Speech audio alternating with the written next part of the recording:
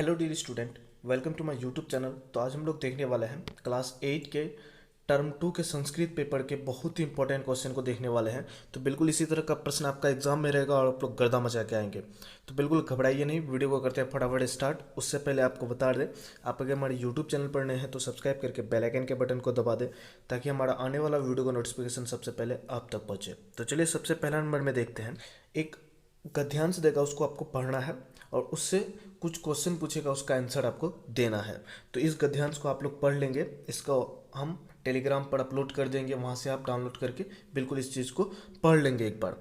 देखिए सबसे पहला नंबर का रहा है, इसी का क्वेश्चन दिया है गद्यांश का। कह रहा है गंगा की दृश्य अस्ति, गंगा का क्या दृश्य अस्ति अभी है। तो देखिए इसका उत्तर है गंगा पाप नाशनी अस्ति, मतलब पाप का नाशनी मतलब खत्म करता है पाप को। दूसरा नंबर क्वेश्चन है, कह रहा है आस्मकम चिंतम का प्रश्नो कमरोति। इसका उत्तर लिखना है अस्य देश विविधता संस्कृत आस्मकम चिंतम प्रश्नो करोति।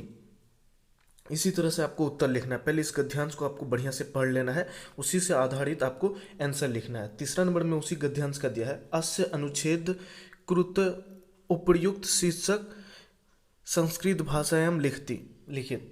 मतलब इस गद्यांश का एक आपको संस्कृत भाषा में शीर्षक देना है। इस कहानी का एक क्या होना चाहिए शीर्षक, वो लिखना है आपको संस्कृत भाषा में। तो इसमें लिखे हैं अस्माकम भारत, क्या लिखे हैं इसका संस्कृत, जैसा आपका गद्यांश रहेगा उसमें उसी हिसाब से आपको लिखना है। जैसे इस गद्यांश का हम दिए हैं अस्माकम भारत से। उसके बाद दूसरा नंबर में कहेगा अद लिखित प्रश्न उत्तर लिखित, मतलब आपको प्रश्न उत्तर लिखना है। प्रश्न दिया हुआ रहेगा, यह आपका पाठ्य पुस्तक से पूछा गया जाएगा। कह रहा है कि प्राचीन काल नारियन स्थिति है कि दृश्य अस्ति, मतलब प्राचीन काल में नारी का क्या दृश्य था। उसमें उत्तर में हम, ये आपका पाठ्य पुस्तक से है। कह रहा है प्राचीन काल में नारी का क्या दृश्य था। तो उत्तर लिखना है प्राचीन काल नारिण स्थिति उद्यमा अस्ति, मतलब प्राचीन काल में नारी का स्थिति उद्यमा मतलब उतना अच्छा स्थिति नहीं था। उसके बाद है कन्याएं का रूपा भवती, मतलब कन्याएं का रूपा भवती। इसका उत्तर लिखना है कन्या किस रूप का है, कन्या किस रूप है, किसका रूप है, सॉरी। इसमें लिखना है कन्या है भागिनी भार्य मार्त एवं चौरूपी भवती, मतलब कन्याएं जो है वो माता का रूप होता है। उसके बाद है गौ नंबर में पूछ रहा है अर्चकस नाम किम अस्ति।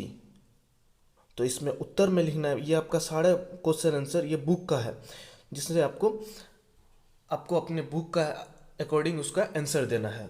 तो अर्चकस नाम किम अस्ति, इसका उत्तर लिखना अर्चकस नाम श्री महंतम अस्ति, महंत अस्ति।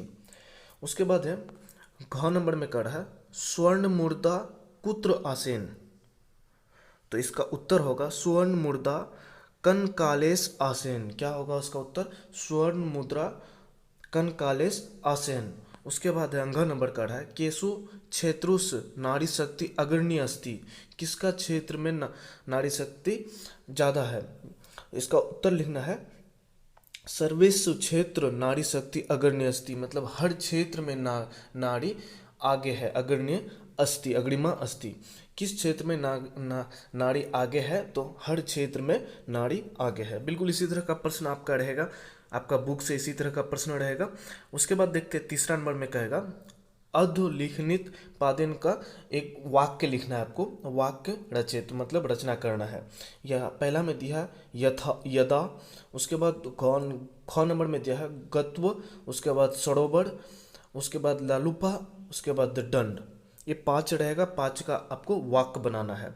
जैसे हम यहाँ पे बना है यदा घोटक यदा धावती तदा कमेपी न खदती, मतलब घोड़ा इतना धावती मतलब दौड़ता है फिर भी वो थकता नहीं है। उसके बाद है गत्व, ये क्या है गृह गत्व अहम पुनः पठामी, मतलब घर जाने के बाद हम फिर से पढ़ेंगे। गत्व मतलब जाना। उसके बाद है सरोवर। सरोवर अर्चकः स्नाति, मतलब सरोवर नदी में, तालाब में हम लोग नहाते हैं। उसके बाद है ललुपा। धनपाले अति ललुपा अस्ति, मतलब लालच। धनपाल जो है, धनपाले क्या है, धनपाल जिसके पास पैसा वैसा आता है वो लालची होता है। उसके बाद है दंड। दंड है, दंड कष्टकार भवति। दंड का वाक्य क्या लिखना है, दंड कष्टकार भवति, मतलब दंड से कष्ट होता है। उसके बाद 4 नंबर में देगा एक हिंदी का भाषा, इसमें क्या लिखा, संस्कृत में एक गद्यांश लिखा रहेगा, उसका हिंदी रूप में लिखना होगा। तो बिल्कुल इस गद्यांश को आप लोग पढ़ लेंगे, इसी का आप हिंदी रूप में आपको लिखना होगा, इसी तरह का रहेगा आपका। उत्तर में जैसे हम लिखे हैं, कर है अस्ति एक मासमा नाम ग्राम। मासमा नाम का एक गांव था, इसका उत्तर लिखें जैसे। उसके बाद है ग्रामता भव एक शिव मंदिरम अस्ति, मतलब गांव के बाहर एक शिव मंदिर था। तस्मै मंदिर एक धार्मिक सत्यनिष्ठ अर्चक प्रतिवस्ति सम, उस मंदिर में एक धार्मिक सत्यपालिका पुजारी रहता था। अर्चकस नाम श्री गुणानंद, पुजारी का नाम गुणानंद था। उसके बाद है यथा नाम तथा गुणम इति कथन तत्प्रिय चरिथा भवति सम, जैसा नाम वैसा गुण, यह कथन उनके ऊपर पूरी तरह से सिद्ध होता था। उसके बाद है ईश्वरोपासनाम एवं जीवनो उद्देश्यम इति तन्य स्वीकृतम, मतलब ईश्वर की आराधना ही जीवन का उद्देश्य है, इसे उन्होंने स्वीकार कर लिया था। इसी तरह से आपको गद्यांश जो रहेगा उसका हिंदी में ट्रांसलेशन करना है। तो ये बहुत ही इंपॉर्टेंट क्वेश्चन आपको हम बताएं। फिर मिलते हैं आगे का और भी इंपॉर्टेंट क्वेश्चन को हम दिखाएंगे। तब तक के लिए इतना ही, फिर मिलते हैं नेक्स्ट वीडियो में, तब तक के लिए इतना ही। जय हिंद।